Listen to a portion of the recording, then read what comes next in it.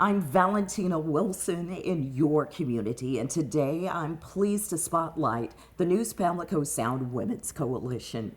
The president, Mit McLean, is here with me now with the story of how they're helping people. Mit, thank you so much for coming out. Thank you for having me. Now, the Neuse-Pamlico Sound Women's Coalition, how long have you been active?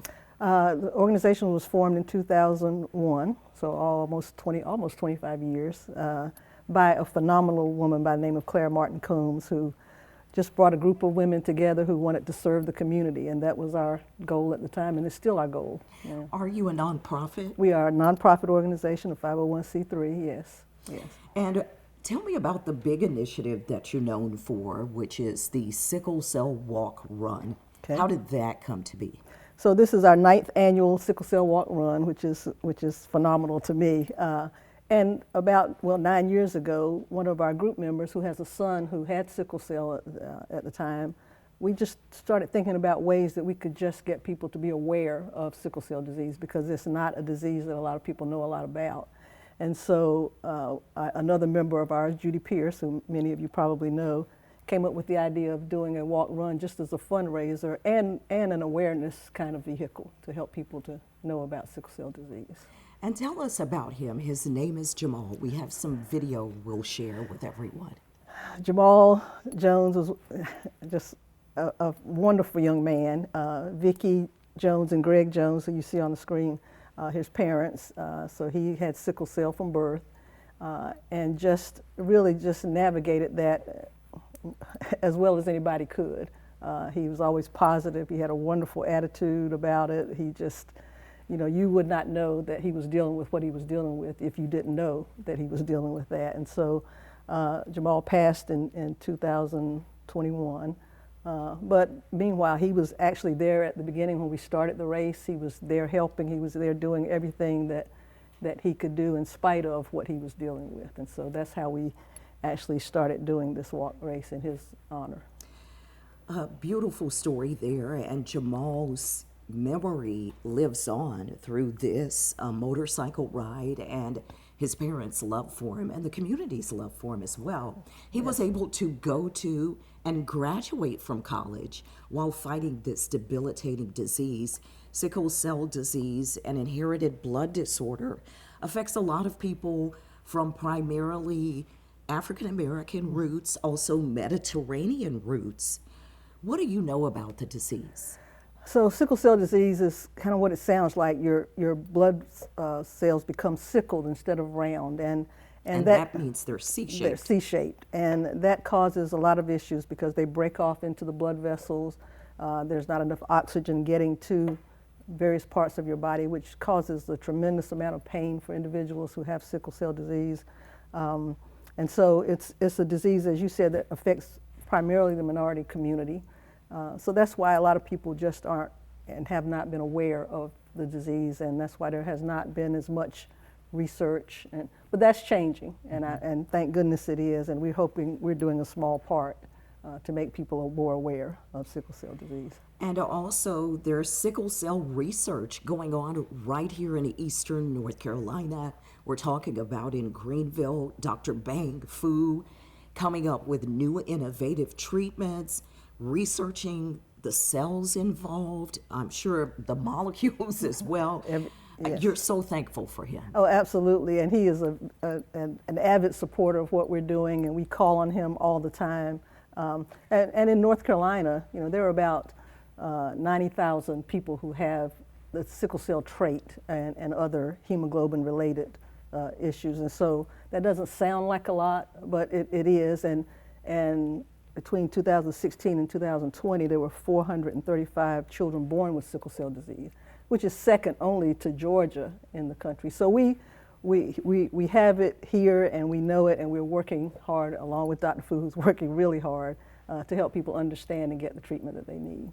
Yes, and again, primarily affecting people of African descent, Mediterranean descent, and others. You mentioned the trait involved, and if two people who have the trait get together, male, female, and have a child, the child has a higher percentage there that they could actually have the disease. Absolutely, absolutely. And I want to tell my personal story. Please. My brother is the only person in my family who inherited the trait. My sisters, there are three of us, myself, my older sister, and my younger sister, did not inherit the trait. But my brother carried the trait. He never had children, and we don't know what would have happened if he had children. Right. Also, I have cousins who have the disease itself. So it is in my family. And this is a cause that's close to my heart. It's why I come out. I support the walk run. I even ran in it Yes. a couple of times. You did. And you see some of that video there. It's just a beautiful spirit that's there. You feel great. You feel like you're part of something. It's a community. It's very much a community. And our goal, of course, was to raise money, but also to raise awareness of the disease and what can happen and how people can get the help that they need. And we really appreciate your support because you have been so supportive of our race, you and the station here, just giving us the publicity that we need to really make it more successful. And we're just trying to help people in the end. It is a painful disorder where people can end up in the hospital for weeks on end. Weeks, months on end. But as you mentioned, there are some new treatments available. There's a lot of research going on in terms of stem cell research. There are a lot of new drugs coming to the market. And so we've seen a change in the 9 years that we've been doing this race. And so we know that this is a worthwhile cause. And people are living longer thanks to the donations that come in, thanks to people stepping up and helping out. It used to be people with sickle cell disease only lived into their teens. Absolutely. Now they're living into their 30s, 40s, 50s, and beyond. People like Jamal, Yes. who lived to be in his 30s, I believe. 40s, actually. 40s. Yes. Only because of the changes that are happening in the medical community and people taking time out to care. Absolutely. And so we encourage people to come out and support this race for that reason, not for us, but for the research that needs to happen. And all the funds that we raise go to help individuals and their families who have sickle cell disease. Right here in our community. And now we're going to get to the race itself. I told you how wonderful it is. Usually more than 100 people, 150 or so, are out there. They don't mind the cold, might even have a coat on, and you're running. So when and where will the race, the walk run, take place this year? And I'm glad you said walk run because it's open to everybody. You don't have to be a runner to do. You can walk, you can run, you can crawl. It doesn't matter. But it's on March the 9th that we mentioned, March the 8th, I'm sorry, that's Saturday. And we also do a virtual walk that people can start signing up for and do between February 22nd and March 8th. The race begins at Union Point downtown.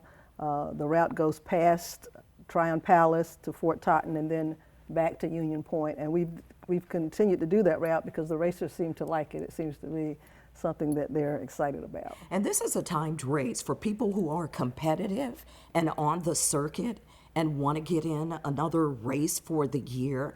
There are real competitors out there. Absolutely, it's a certified course, Yes. and so we always have those people get at the front of the line, so because they take off and they're serious about They are. racing. Then you have the people like me and my family who come out, and we just want to have a good time and finish the race. Yes, and we encourage everybody to come out and have a good time and help support this wonderful cause. Children are welcome. My daughter has taken part in it as well.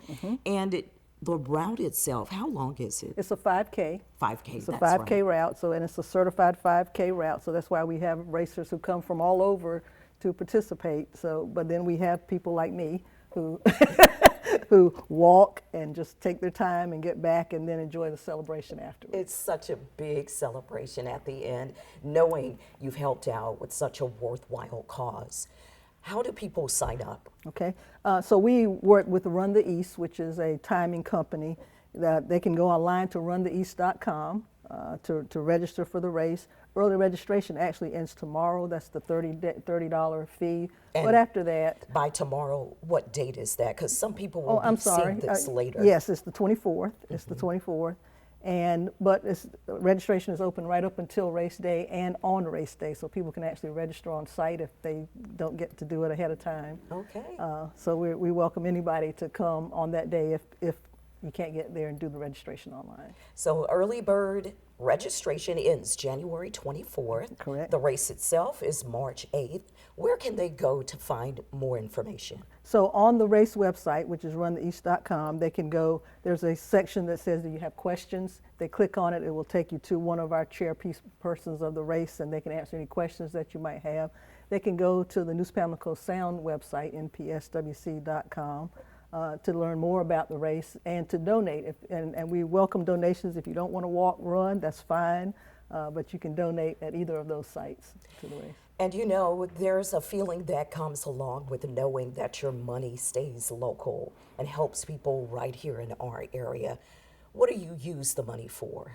Oh, I'm glad you asked that question. We work in conjunction with Piedmont Health, which is a state organization, but we make sure that the money that we give to them, if we give them a certain amount of money, and we do, goes to help people in our area. But we also help as an organization with transportation for individuals who are trying to get to doctor's appointments, with medical expenses, with the rent, with things like air conditioning and heating units, because that's so critical for someone who has sickle cell, that they have the right temperature and climate. We've helped with relocation. There are so many things that we help with that some of these agencies just can't, because their funds do not allow them to do some of the things that we do. And so one of the most rewarding things, Valentina, is that people now are contacting us to say, I heard about your organization, I heard about your race, how can you help me? And we had a situation like that very recently where a grandmother contacted us and said, I need some help. And as it turns out, her granddaughter, who had sickle cell and she was the guardian, they were trying to move and we helped with that. But she also did not have a caseworker. And so Vicki Mosley Jones, who's on the North Carolina Council for Sickle Cell Disease Syndrome, contacted some people that she knew. They got her a caseworker, and so that has helped to make her life easier and help her to navigate some of the things. So those are the kinds of things that make us feel like and know that this is a worthwhile thing that we do.